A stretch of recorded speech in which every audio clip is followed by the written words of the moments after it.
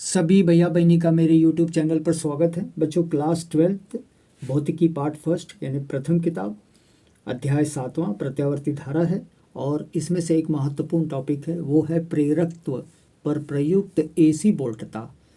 बच्चों, प्रेरकत्व यानी कुंडली होती है और इसी में क्या करना है, AC धारा यानी जो घरों में आती धारा उसको प्रवाहित करना है। तो पहले चित्र के माध्यम से समझिए ये है क्या। बच्चों, ये बंद कुंडली है, लूप की तरह है। इधर ऊपर लगा है, ये ऐसे घुमाया गया है, ये आपका कुंडली है, गोल गोल घुमा करके इसका नाम दिया गया एल। ये यहाँ पर दिया गया आई, यहाँ पर AC होगा तो इसका विभवांतर जो होगा V नॉट का मतलब अधिकतम साइन ओमेगा टी, ओमेगा जो आपकी होती है आवृत्ति। यल होता है तो इसमें प्रतिरोध होता ही नहीं, केवल यल होता है। तो जब प्रत्यावर्ती धारा AC परिपथ में केवल प्रेरकत्व केवल यल हो तब किसी प्रत्यावर्ती धारा की वोल्टता होगी। बच्चों, ये नीचे वोल्टता है। अब हम लोग क्या करेंगे, धारा को प्रवाहित करेंगे। तो आइए देखें धारा कैसे प्रवाहित होती है। बच्चों, जब प्रेरकत्व में प्रवाहित धारा, तो प्रवाहित धारा का मतलब है इसमें धारा प्रवाहित हो रही है। तो जब धारा प्रवाहित हो रही है तो इसमें विद्युत वाहक बल उत्पन्न होता है E, यानी यहाँ पर विद्युत वाहक बल E उत्पन्न होता है। तो बच्चों, हमको मालूम है कि जो किरचॉफ का नियम होता है, नीचे का विभवांतर और ऊपर का विद्युत वाहक बल, इसका मान होता है 0, किरचॉफ का दूसरा नियम। तो आइए V का हम लोग मान रखें और E का भी मान रखें। तो बच्चों, V का मान जो होता है, अभी हम लोग ने इधर लिखा है V not sine omega t और E का मान होता है -L di/dt। मैं इधर लिख दूं E बराबर -L di/dt। बच्चों, E जो रहता है ये बच्चों धारा में परिवर्तन समय के सापेक्ष यह स्व प्रेरक रहता है। ये हमेशा माइनस में इसलिए रहता है क्योंकि ये तो जो विद्युत वाहक बल उत्पन्न होता है विरोध में उत्पन्न होता है। अब दोनों को हम लोग अलग अलग कर देंगे। V not sine omega T उस तरफ करिए, 0 उस तरफ करिए, L di/dt। ये किरचॉफ का नियम है, बराबर 0 होना चाहिए, दोनों का योग। माइनस इसलिए लगा रहे हैं कि इसमें माइनस है। बच्चों, अब यल हटाइए तो यल इसके नीचे, यल इसके नीचे, यल कटेगा तो आपका बचेगा ये V नॉट बटे यल साइन ओमेगा टी और इधर आ जाएगा di/dt। टी है तो टी के यहाँ कर दें तो V not upon L sign omega T dt बराबर di।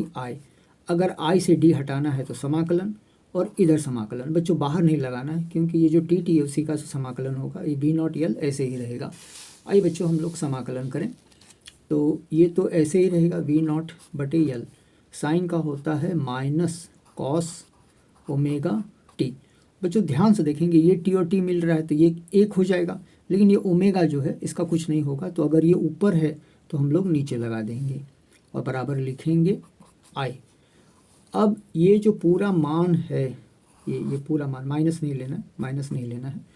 तो इसका मान जो होगा V नॉट बटे यल ओमेगा बराबर होता है I नॉट। आप लोग सर कहाँ से आया, तो V नॉट बटे R ये होता है I नॉट। तो अगर V नॉट बटे यल ओमेगा है तो इसका मान I नॉट होता है। तो हम लोग कैसे लिखते हैं, इधर इसकी जगह लिखेंगे -I नॉट, उतारेंगे कॉस ओमेगा टी बराबर I।